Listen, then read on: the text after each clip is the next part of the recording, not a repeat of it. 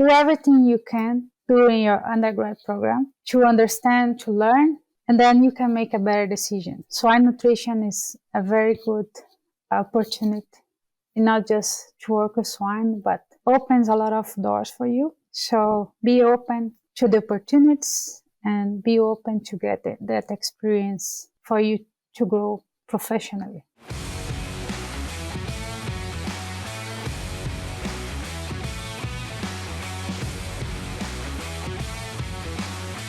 Welcome to the SwineNet Canada podcast. I am Dan Columbus, and I will be your host for today's episode. And with me today, I have a colleague from Prairie Swine Centre, Dr. Josiane Panisson, who is the manager or assistant manager of contract research at the Prairie Swine Centre. Welcome to the show, Josie.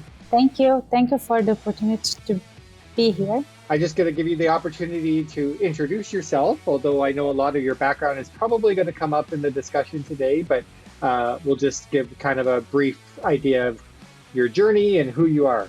Okay, so as you say, my name is Josiane Panisson, and I'm originally from Brazil. And I had my master's and PhD at the University Federal of Paraná in monogastric nutrition. And I came to Canada in 2018 as a visitor research student at the University of Saskatchewan. And during my PhD program, right? So, but I never went back to Brazil, except for the fact that to defend my PhD. And in 2020, I started my postdoctoral program of Dr. Denise Belu, and also with you, Dan Columbus. And then I moved on to become the assistant manager of contract research the Prairie Swine Centre, where I have been since 2022. And also I'm married, and I have a 2, almost 3 years old kid who keeps me busy most of my time when I'm not working. Future swine nutritionist in 20 years or so. I will see. So yeah, great. And you know, it's been a pleasure to work with you at Prairie Swine Centre. I remember when you first came, not really sure. And then now look at you. It's like you said, you never left, and you're filling great role at Prairie Swine Centre. So as I kind of mentioned at the beginning, the topic today is going to be kind of about your journey, because it is exploring the path and kind of deciding if swine nutrition is right for you. So we can get kind of right into that, I guess. Well, maybe let's just start with why you decided to go down this path, and then we'll get into the details of what people should consider. Well, so let's start from the beginning. When I started my undergraduate program. So during my undergraduate program, I did a lot of internship with a lot of species. And when I started, I really wanted to work with beef. But the first time I went and I worked and I got experience, I saw that wasn't for me. So I kept exploring. And then on the last year of my undergrad program, I did an internship with swine and into swine research. So I work with a lot of different professors, masters and PhD students. And when I really start understanding research and understand the swine industry, and then when I fall in love, and then I decided that was the way that I would like to go. So when I finished my undergraduate program, I started teaching. And also I was still working with different researchers, helping with their studies, until I decided, okay, now it's time to start a master. And then when I went for a master program in swine nutrition. And then never look back. So you said you were doing some internships and that to kind of gain experience. So maybe along with that, what are some of the prerequisites or background knowledge that are required or that you would suggest that people go and kind of look into if they're considering this? If you're considering, like, the background should be in animal science, right? You need to have a background in animal science to start. So anyone that have an animal science or veterinary degree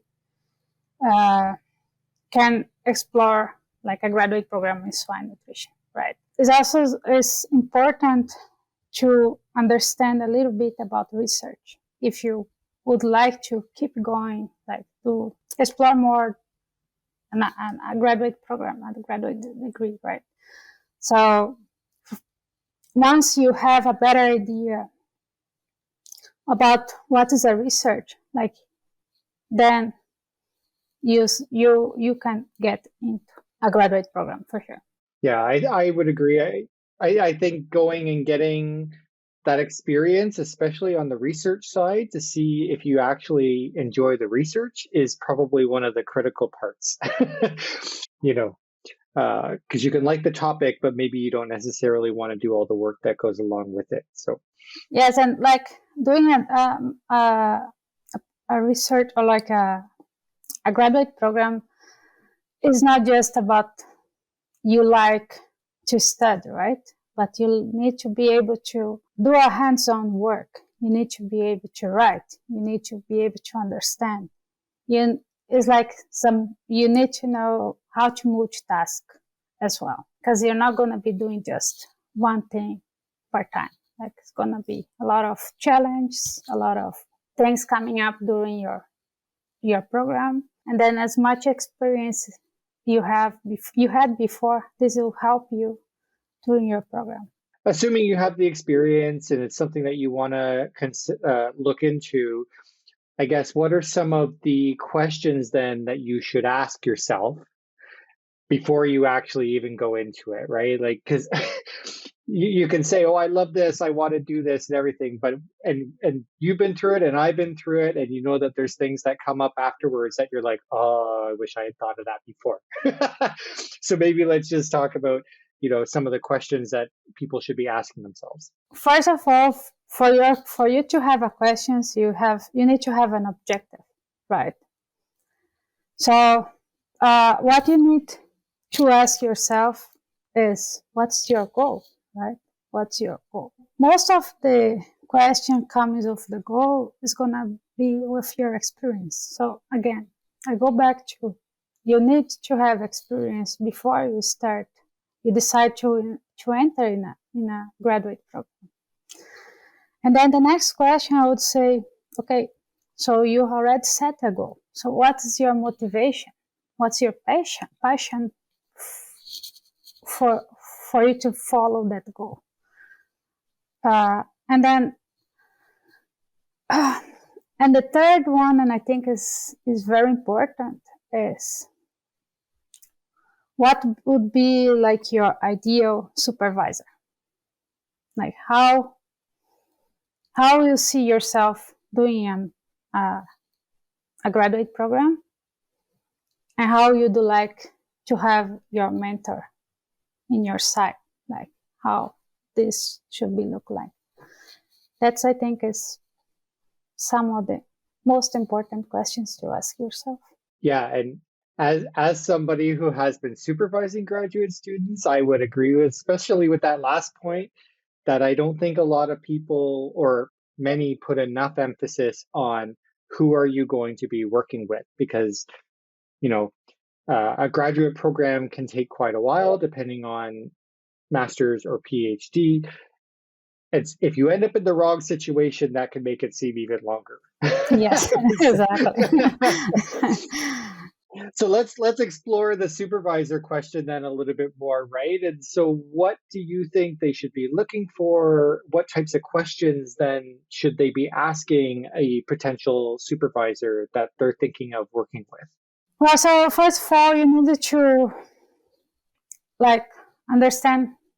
Once you understand your goal, understand what you want, you go and do a bit of research about the supervisor, about the person you'd like to work with.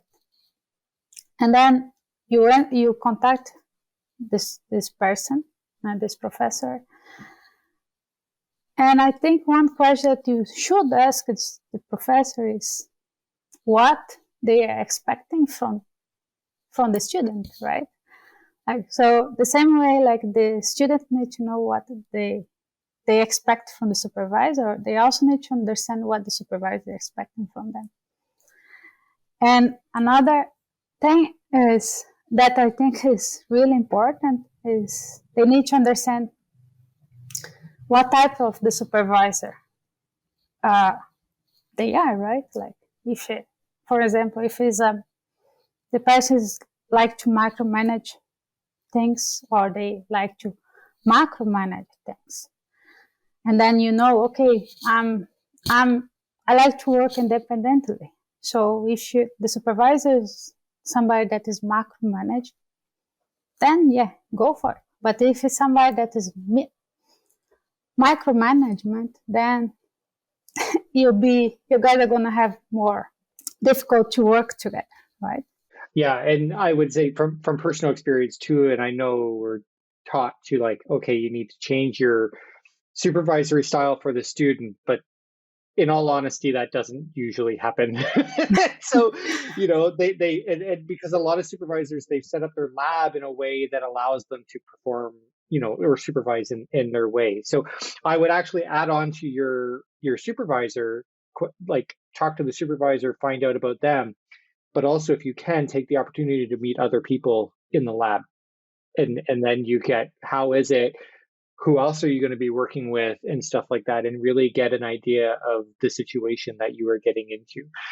And I'm not using situation in a bad way here. It's just, this is it's just understanding what you're going to get into, right? Because like you say, a master's and a PhD is a long term. Yeah. So there's the next question. How long is somebody going to be looking at? Maybe to give them an idea that if you end up in the bad situation, this is what you're looking at. So usually for a master program, it's going to be taking from 2 to 3 years. Like this is usual time. And a PhD, I would say 3 to 5 years, right? Depending most of your program and requirements that you have to fill to complete. Yeah. And then if you want to stay in research and you have postdoc and you do whatever, because I tell people too, because they ask from the start of the bachelor's, because I would include that as well. From the start of the bachelor's to the end of my postdoc was 13 years. Like it was a big commitment. Yes, for me too. and I think that is something that people need to consider, in maybe when it's coming to choosing where you're going to do it, it's to consider that, okay, in the grand scheme of things, it's short term, but it is a long time that you are committing to something that to get the expertise. So maybe, and I know this wasn't on our list that we had talked about asking, but how would you say somebody should go about picking the institution that they want to study at then? Right? Because there's going to be multiple opportunities and places that you can do that. So I think that's also maybe an important aspect. So first of all, you need to look what is the value of that institution, the location of that place. If it's a place that you would like to live, because it's a long term that you're going to stay there. And then you cannot just say, oh yeah, and you get there and you cannot even stay. The university has a structure to have a good graduate program. They are going to be able to give you what you're looking for.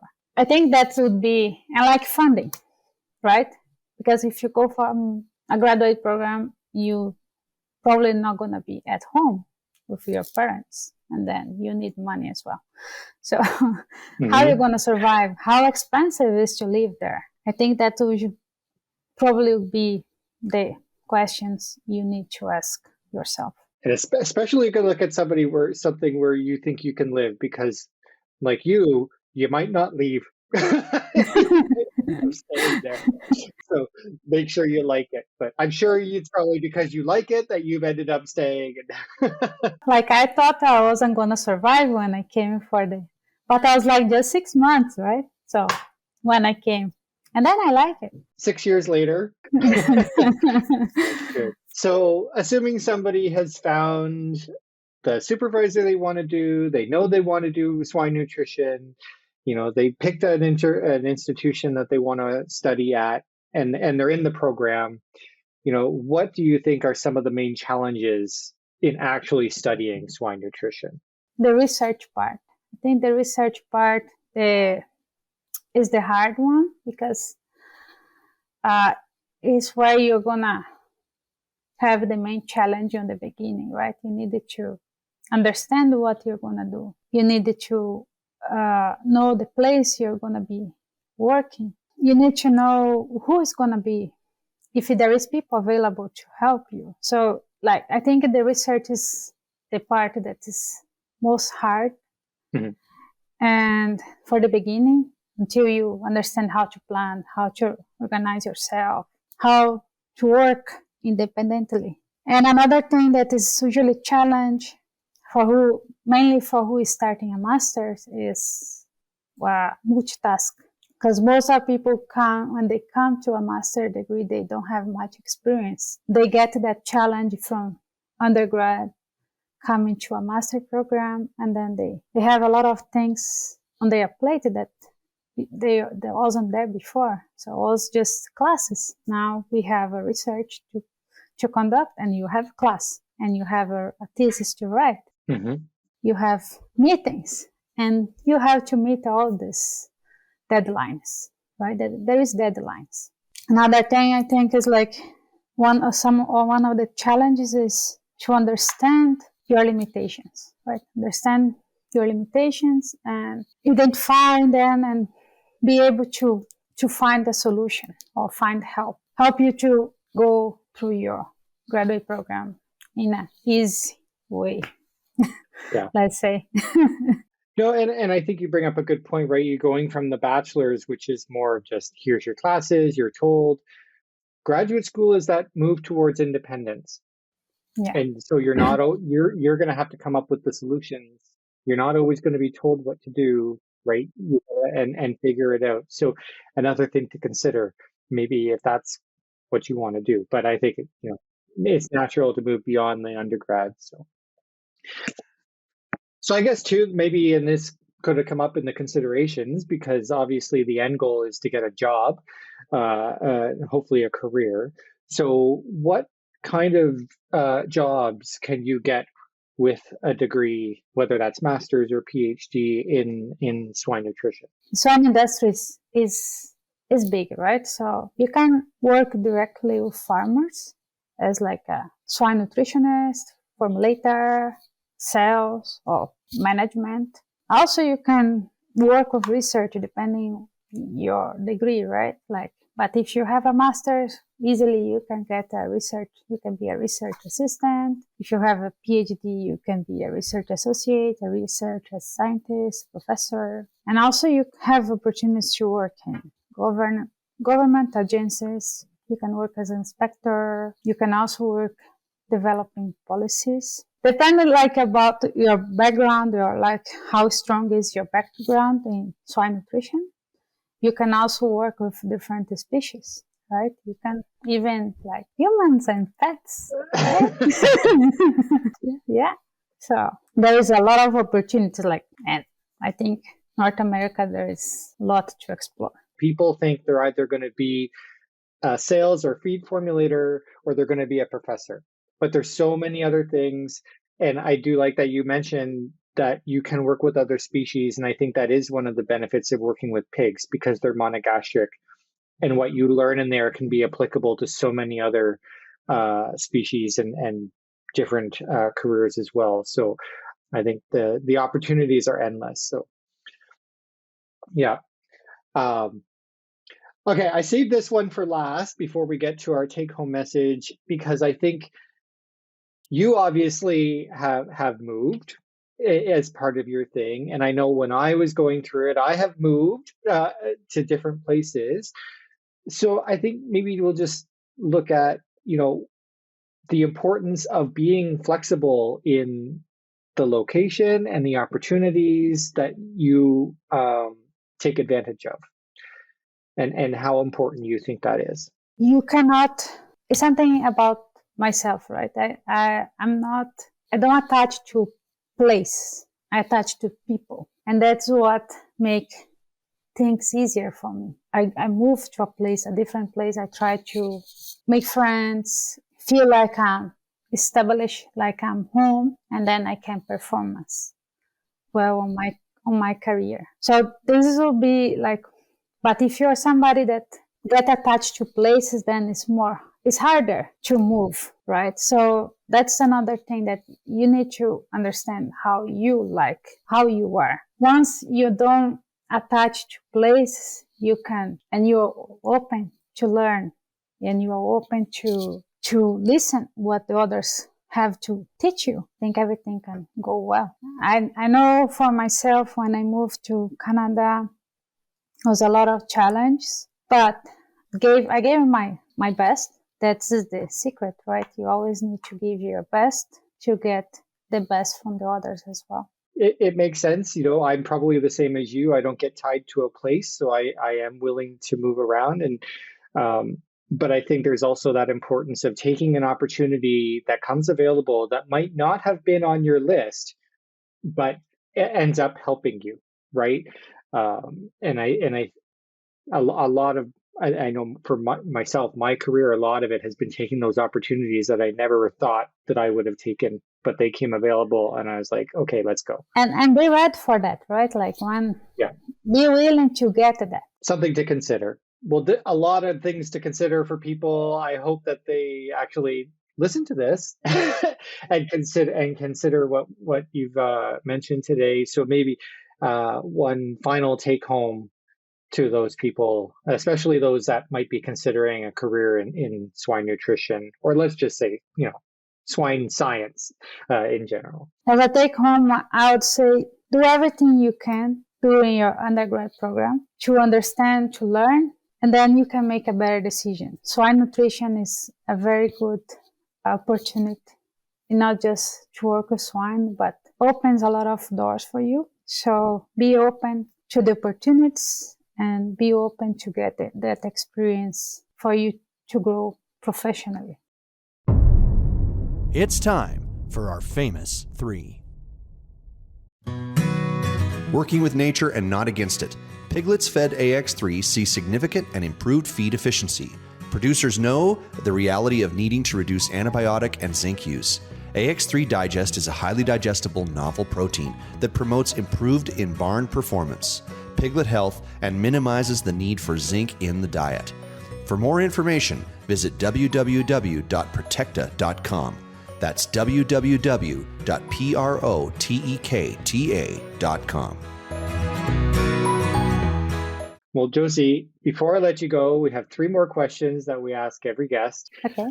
So our first question is, what is your favorite swine-related book or resource? While I'm driving, usually I try to listen the swine podcast as much as possible. I follow all the provincial websites about pork to get more information what's going on in each province in Canada, to understand more about the industry. So our next one is a book or resource outside of pigs that you would recommend. So I'm someone that loves suspense crime type of books. And one of my favorite author is Sidney Sheldon. I don't know if you have heard about him, but yeah, he's one of my favorite author, and one of the books that I really love is Morning, Noon, and Night.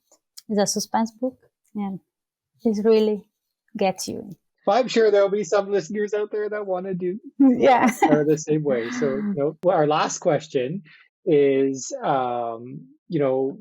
the supervisors or leaders that you've worked with, what is a characteristic that you think makes a successful leader? Well, like most of my supervisors, they have objective. They are persistent on their objective, and they are motivated. So I think once you have motivation, you have an objective, I think everything goes. Makes you keep going with and without challenge, because challenges is always there. And so if you're motivated, you can figure things out. Very good.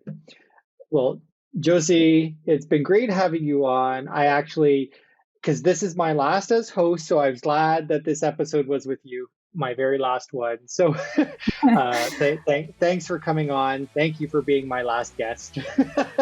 and hopefully people get something from the information on doing a career in swine nutrition. So yes, hopefully I could give some help to the students or to the people are out there looking for information. Thank you, Dan, for the opportunity again. Thanks a lot.